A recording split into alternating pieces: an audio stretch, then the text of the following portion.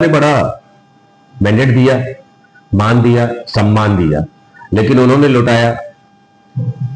जितने भी विधायक गण जीते हैं, ज्यादातर में अहंकार, घमंड चूर चूर कर भर गया है उनके अंदर। उन्होंने दिखाया कि 27 साल के अंदर हम आए हैं, अब हम आपका क्या हाल करेंगे। बड़ी मजे की बात है, बिजवासन से कुछ लोग आए थे मेरे पास, तो कहते हैं कि सर बोले भाई साहब, पहले भी बड़े नेता हमने देखे, विजय लोचन जी थे, महेंद्र बट्टेवाला जी थे, कर्नल साहब थे, जोन साहब थे, सत्यप्रकाश जी थे, तो कभी हमें भाई साहब बोलते थे या नेताजी बोलते हैं। कहते अब तो हमें सर जी कहना पड़ता है। और कहते हमारी फेसबुक पे भी आप देखोगे, अगर सर जी लिखे हैं लोग फर्स्ट टाइम, तो उन्होंने कहा सर जी दो ही कंडीशन में लिख सकते हैं, या तो आदमी झुक के लिखता है, रिस्पेक्ट से लिखता है। कहता रिस्पेक्ट से तो हम लिख नहीं रहे, तो झुक के लिख रहे हैं। तो अब सरजी वाला माहौल आ गया है, तानाशाही वाला दिख रहा है। जिन्होंने वोट दिया है,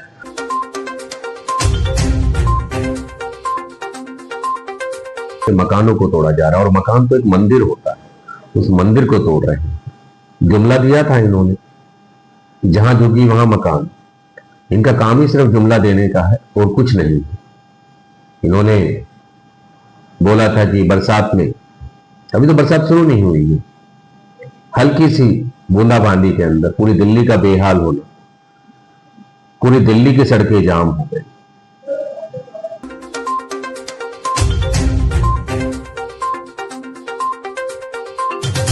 सरकार के 100 दिन किस तरह से देखते हैं? बहुत अच्छे हैं सरकार के 100 दिन। भारतीय जनता पार्टी जब से सरकार में आई है, तो काफी अच्छा माहौल दिल्ली के अंदर हो गया है। किसी गरीब आदमी को वो जीने नहीं देंगे। जैसे सारी झुग्गियों पे एक बहाना है इनके पास, रोहिंग्या को लेकर सारे हिंदुओं के घर उजाड़े जा रहे हैं। अब धीरे धीरे पूरी दिल्ली को समझ में आ रहा है। मैं ये भी कह रहा हूं कि रोहिंग्या का नाम लेते हैं, तो रोहिंग्या पिछले 11 साल से तो सेंटर में भारतीय जनता पार्टी की सरकार है। बॉर्डर कैसे पार कर सकता है कोई? खुद बॉर्डर पार करो, फिर दूसरे पे एलिगेशन लगाओ, उसके बाद गरीब आदमियों का मकान तोड़ो। त्राही त्राही हो रखी है पूरी दिल्ली में। आपने देखा होगा कालका जी के अंदर, रोहनी के अंदर, बुराड़ी के अंदर, हर जगह बेचारे जो 50 साल से, 60 साल से, 70 साल से रह रहे हैं, उनके कैंपों को तोड़ा जा रहा है, उनके मकानों को तोड़ा जा रहा है। और मकान तो एक मंदिर होता है, उस मंदिर को तोड़ रहे हैं। जुमला दिया था इन्होंने, जहां झुकी वहां मकान।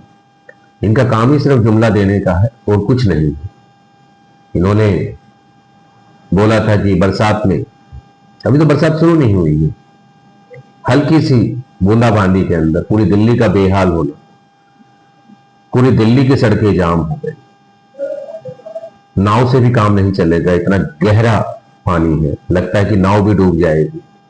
रेखा गुप्ता जी बोल सकती हैं, काम नहीं कर सकते। रेखा गुप्ता जी की बात नहीं है, भारतीय जनता पार्टी का पुराना इतिहास रहा है कि कभी आम आदमी के लिए वो काम नहीं करेंगे। एक मैनेजमेंट कंपनी अच्छी है, इसको ये कह सकते हैं कि मैनेजमेंट कंपनी अच्छी है।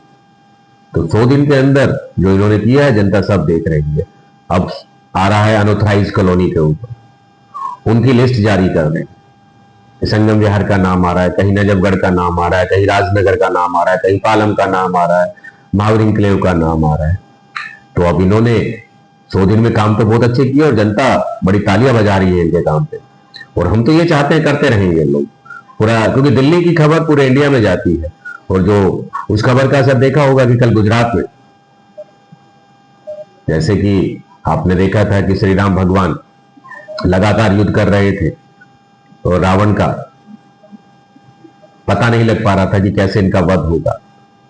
तब बाद में पता लगा कि नाभि के अंदर अगर वो वार करेंगे तब रावण का वध हुआ था। तो अब मान लीजिए कल से शुरुआत हो गई है गुजरात के अंदर। आम आदमी पार्टी, जो वहां से गोपाल इटालिया जी हमारे चुनाव जीते हैं, बीजेपी ने पूरा श्याम दाम दंड भेद हर चीज लगाई थी, उसके बावजूद भी वहां की भारतीय जनता जीती, पार्टी वहां की हारी। और इसकी शुरुआत हो चुकी है। और मैंने जैसे नाभि के बताया, तो अगला जो रहेगा, क्योंकि दिल्ली की एक एक खबर जाती है पूरे हिंदुस्तान में, पूरे वर्ल्ड के अंदर। और गुजरात मॉडल 2027 में आम आदमी पार्टी की सरकार बनेगी। दिल्ली में क्या क्या अनुमानित कि आप विधानसभा प्रत्याशी रहे, इसलिए मैं सवाल आपसे पूछ रहा हूँ कि जब बातें हो रही होंगी कि यार दिल्ली मॉडल ये होना चाहिए, और अब जो हो रहा है कितना डिफरेंस आपको दिख रहा है? डिफरेंस मॉडल बता रहे ना, एक जनता ने बड़ा मैंडेट दिया, मान दिया, सम्मान दिया, लेकिन उन्होंने लुटाया। जितने भी विधायक गण जीते हैं, ज्यादातर में अहंकार, घमंड चूर चूर कर भर गया है उनके अंदर। उन्होंने दिखाया कि 27 साल के अंदर हम आए हैं, अब हम आपका क्या हाल करेंगे।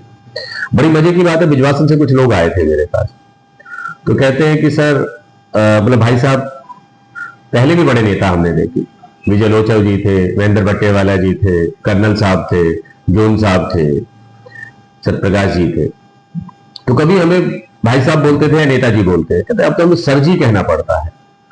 और कहते हमारी फेसबुक पे भी आप देखोगे, अगर सर जी लिखे हैं लोग फर्स्ट टाइम, तो उन्होंने कहा सर जी दो ही कंडीशन में लिख सकते हैं, या तो आदमी झुक के लिखता है, रिस्पेक्ट से लिखता है। कहता रिस्पेक्ट से तो हम लिख नहीं रहे, तो झुक के लिख रहे हैं।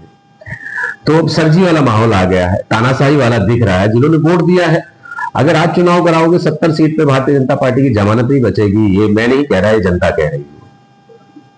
क्या आम आदमी पार्टी का क्या जो है वो उनके प्लानिंग है? आम आदमी पार्टी कैसे देख रही है अपने आप को दिल्ली में? हम कोई प्लानिंग के साथ नहीं आए थे इस राजनीति के अंदर, हम जनता की सेवा के लिए आए थे। हम आज भी उनके बीच में खड़े हैं। चुनाव जीतना और हारना हमारे लिए मकसद नहीं है, हमारे लिए मकसद है जनता के बीच में रहना, जनता के काम कराना। हमें सत्ता का लालच नहीं। अभी कल मेरी कैंपों में मीटिंग थी, आज भी कैंपों में मीटिंग है। उनके दुख में खड़े हैं। मैंने कहा था कि चाहे मैं चुनाव जीतूं या हारूं, या हमारी पार्टी चुनाव जीते या हारे, दिल्ली के सुख दुख में हमेशा खड़ी रहेगी। हम अहंकार में डूबने वाले लोग नहीं, हम जुमले वाले लोग नहीं है, हम झूठ बोलने वाले लोग नहीं है।